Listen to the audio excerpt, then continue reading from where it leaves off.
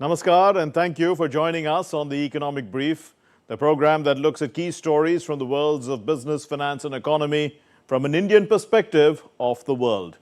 On the program, the Center for the Fourth Industrial Revolution says that India is at the forefront of the tech evolution.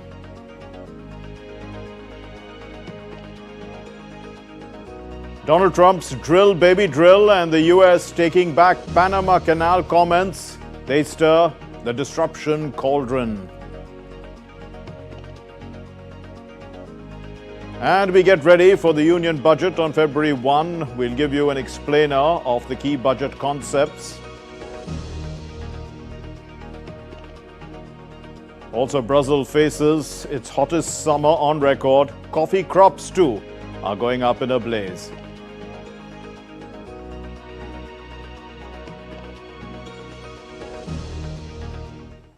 But before we move on, let's listen to Andhra Pradesh Chief Minister Chandrababu Naidu saying the ideas being discussed at Davos, they are already part of India's development programs. It is a matter of implementing them at the fastest pace, which is what his government and the government of India intend to do. The brand of India has been reinforced. Under Honorable Prime Minister's leadership, India is very strong, well recognized by global community, global investors and all countries. That is the message. This Davos is giving some, not agenda, some ideas for the global community. All ideas already we are implementing. So we have to reinforce our execution. Okay, now the Center for the Fourth Industrial Revolution, this is part of the World Economic Forum. It has said that India continues its rapid economic growth and India's tech evolution, I mean, it's at the forefront of the tech evolution because India intends to become a global digital hub for innovation. Now, we already know that India is, one of the largest startup ecosystems in the world. We had, as per record of 2024, June about then, 140,000 startups, and amongst them, most of them are in the tech space, and quite a few of them are in the high tech or space tech, and also frontier technologies, looking into those areas.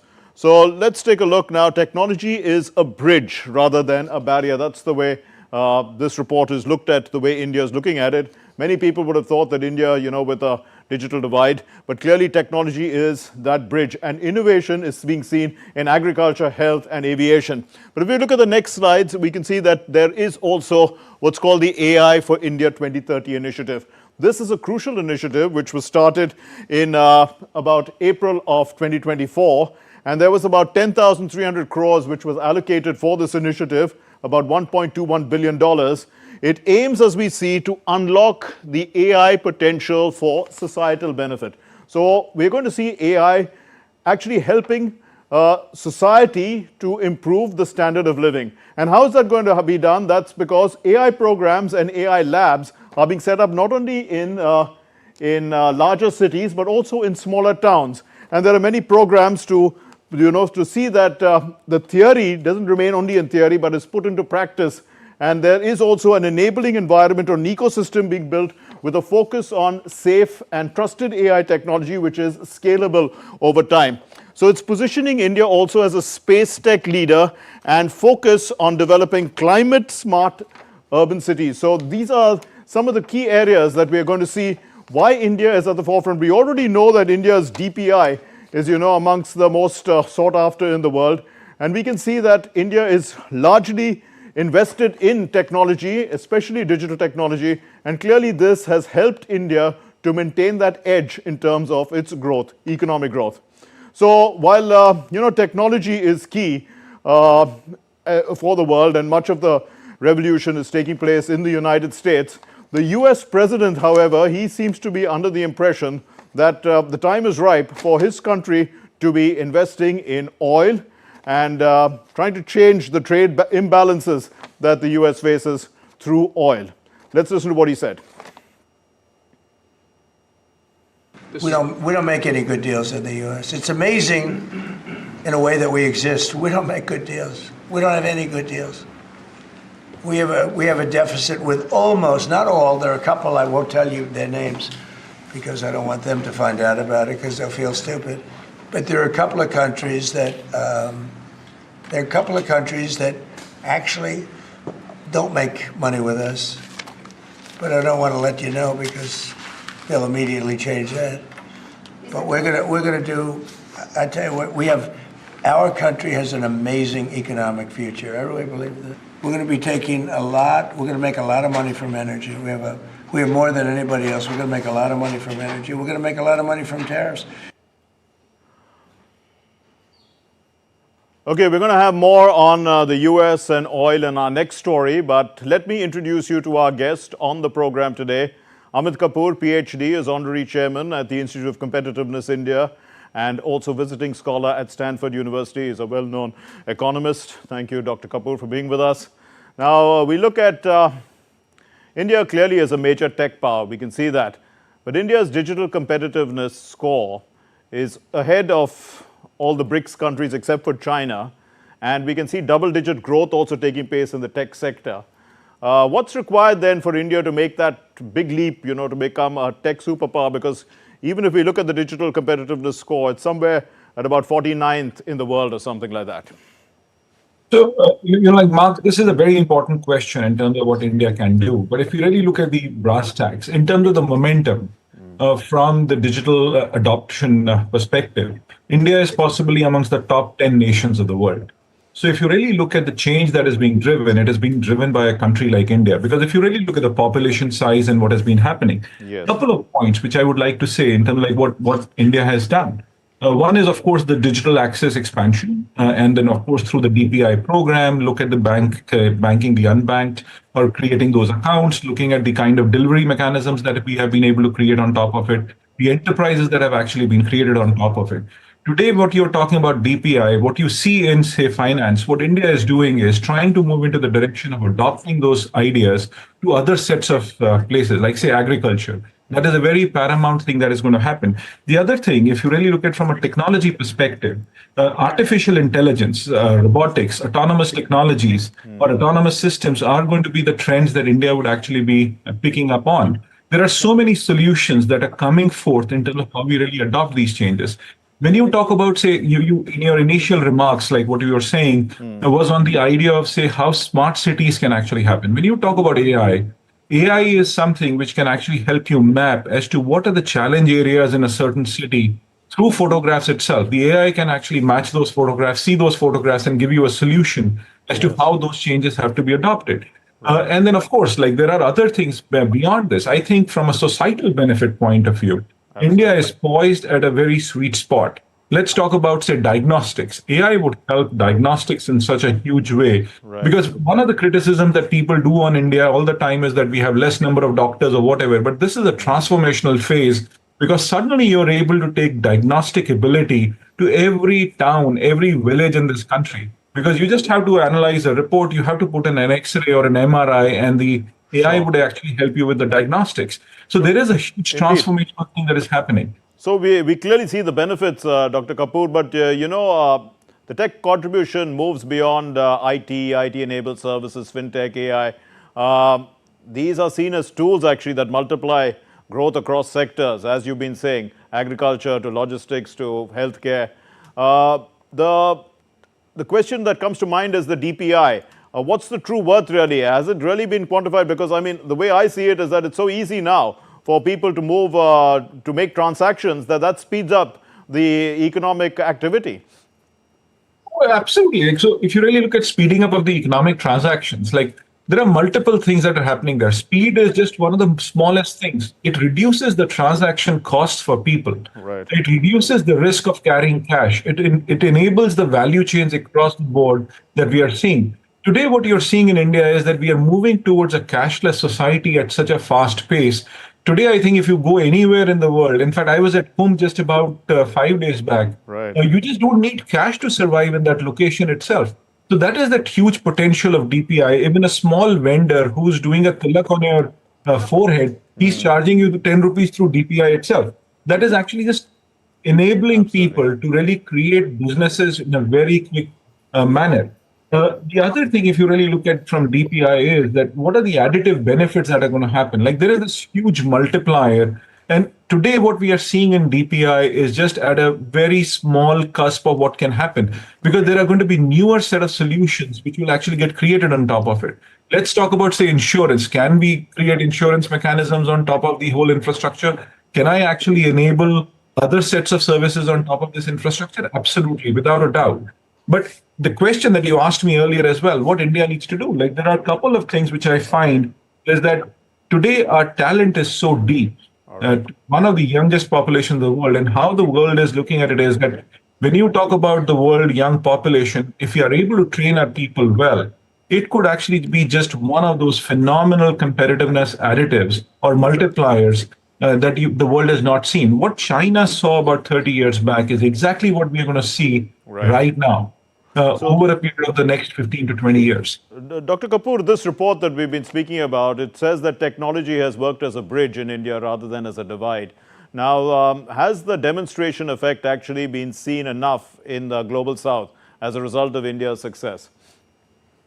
I think if you really look at what India has been able to achieve, there are a lot of countries who are trying to emulate as to what India has actually done. If you really look at if you look at Africa, Africa is already saying that how do we adopt these ideas of DPI across that system? How do we actually give the last mile support to the poor? And that is what they have actually been able to do. If you really look at this whole DPI itself, I think none of us or a lot of people don't talk about how it has actually helped people at the bottom of the pyramid, as you would call it, as the famous C.K. Prahlad had said. Right. It is a transformational factor for them. And that is what is getting replicated across the world. I think if you really look at Africa, if you look at Latin America, that is where the applications are happening. In fact, the world is already saying, if you really look at the countries, like even countries like Zimbabwe, nobody possibly talks about the places like that itself. They are already talking about adopting what India has actually been doing. So India has become a leader in that whole field.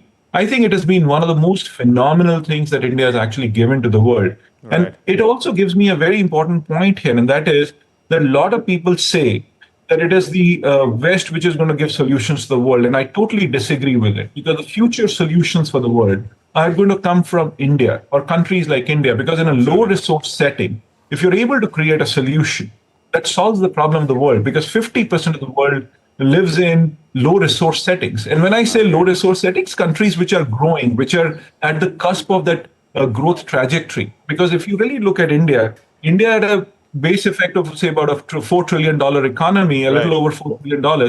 Look at the multipliers that get created on top of it. What Africa can do. Africa in itself, if I really want to give a point here, is how it learns from India. 1.3 billion people, total economy of a similar size to India. They just can actually have a fantastic multiplier there as well.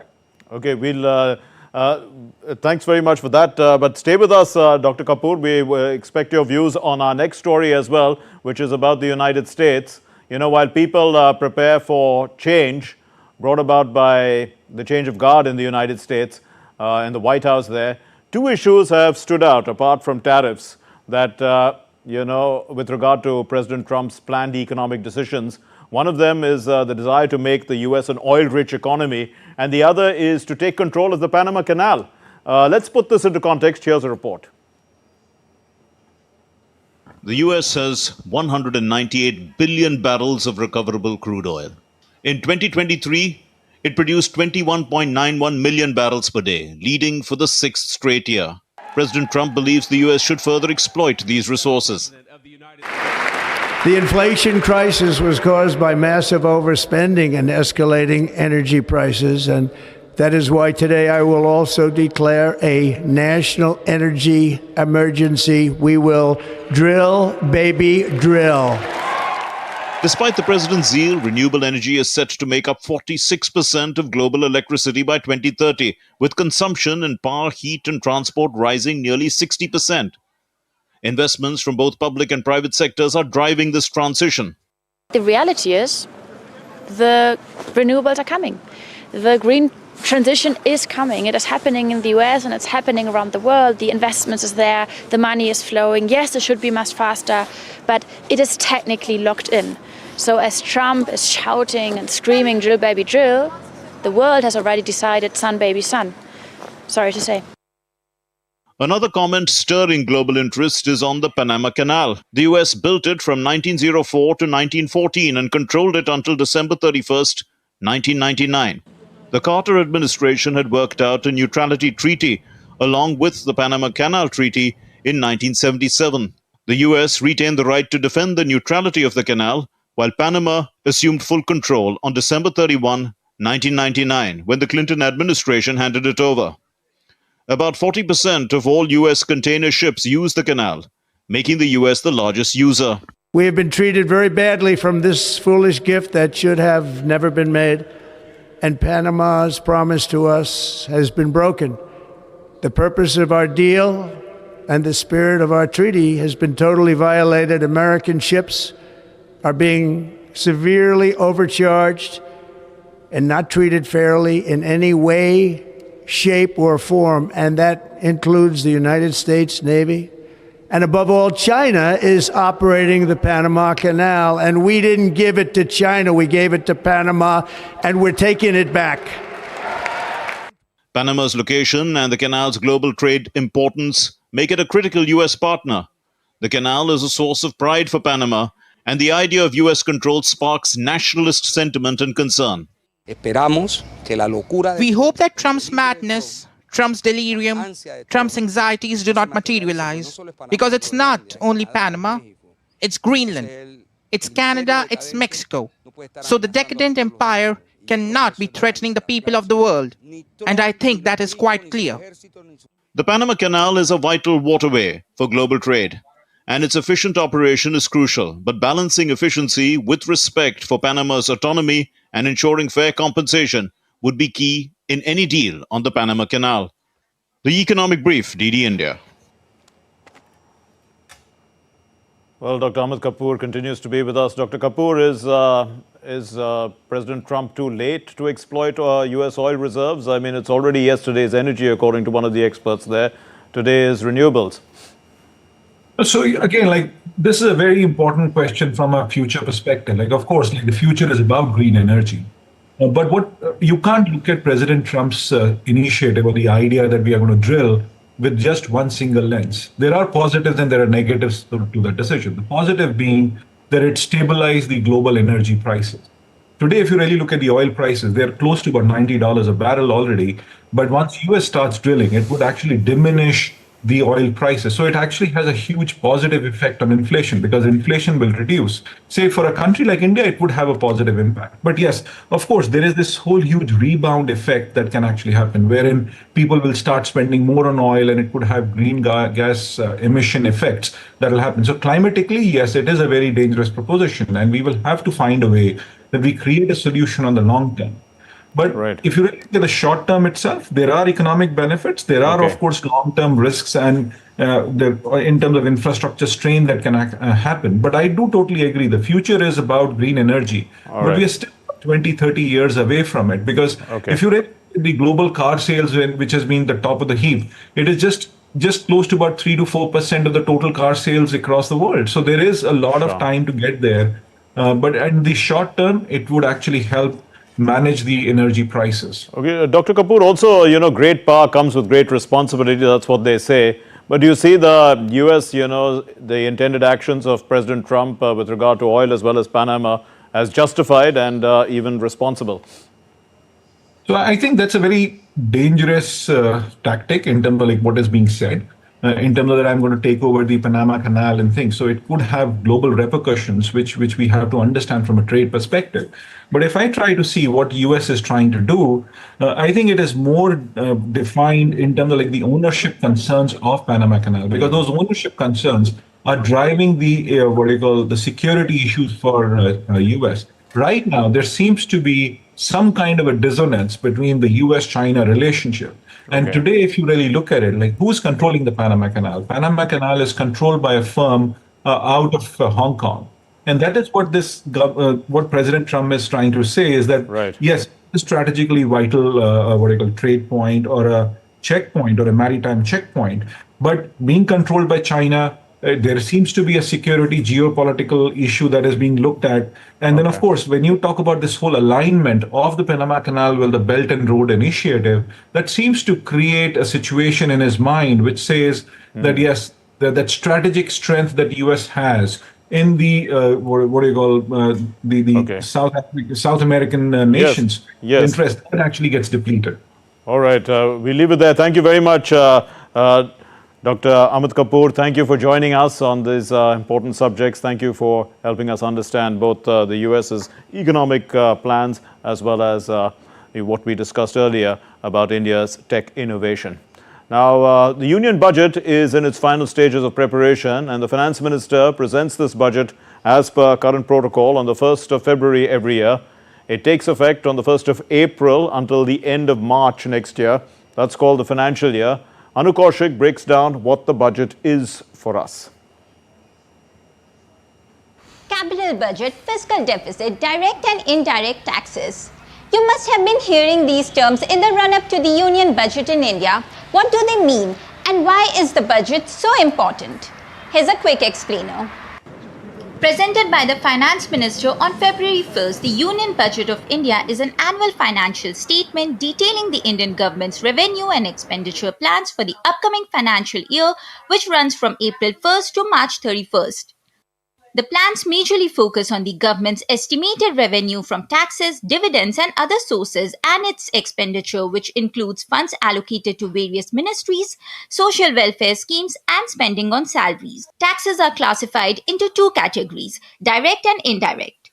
Direct taxes are income tax imposed on individuals who fall under different tax brackets based on their earnings, and corporate tax, which is imposed by the government on the income or profits earned by companies. Indirect tax is levied on goods and services.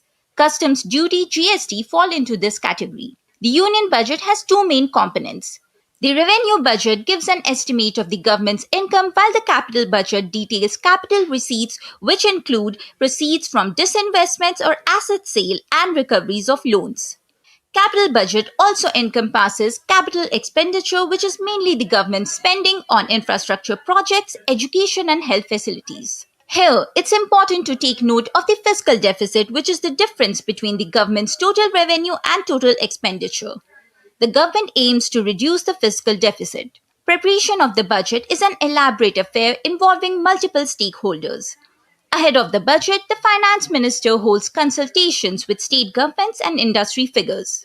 The union budget defines the roadmap for the Indian economy and also its growth trajectory.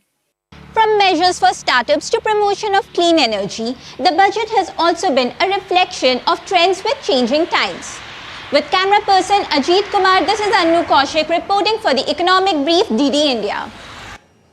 Well, as the world's largest coffee producer and exporter, Brazil has faced its hottest year on record in 2024, along with a devastating surge in forest fires.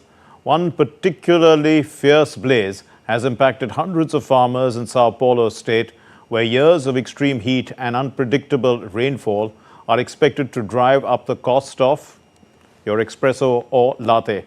Diptanshu Kashyap reports, and we leave you with his story. Thank you very much for watching the Economic Brief. Namaskar. The largest producer and exporter of coffee, Brazil, is grappling with its hottest year on record, with soaring temperatures and drought conditions fueling a surge in forest fires. Sao Paulo state has been particularly hard hit, with large-scale blazes devastating coffee crops. Experts say these fires are a direct result of extreme heat and erratic rainfall worsened by climate change. It was desperate because it was dry. The sun was shining and it hadn't rained in a long time. We spent 3 or 4 days working and trying to fight the fire. Every year, we see that our production continues to fall. The damage to Brazil's coffee crops is already being felt globally. In December, Arabica coffee prices surged to their highest level since 1977, driven by poor harvests in Brazil and Vietnam. The rise in prices is linked not only to these harvest issues, but also to disruptions in global shipping, particularly in the Red Sea. Geopolitical tensions are adding further uncertainty to the market. Concerns over potential US tariffs on coffee, along with new EU regulations on deforestation, are contributing to price volatility. Meanwhile, global demand for coffee, especially in emerging markets like China, continues to outstrip supply. Despite the price increase, small-scale coffee producers in developing countries continue to face hardship.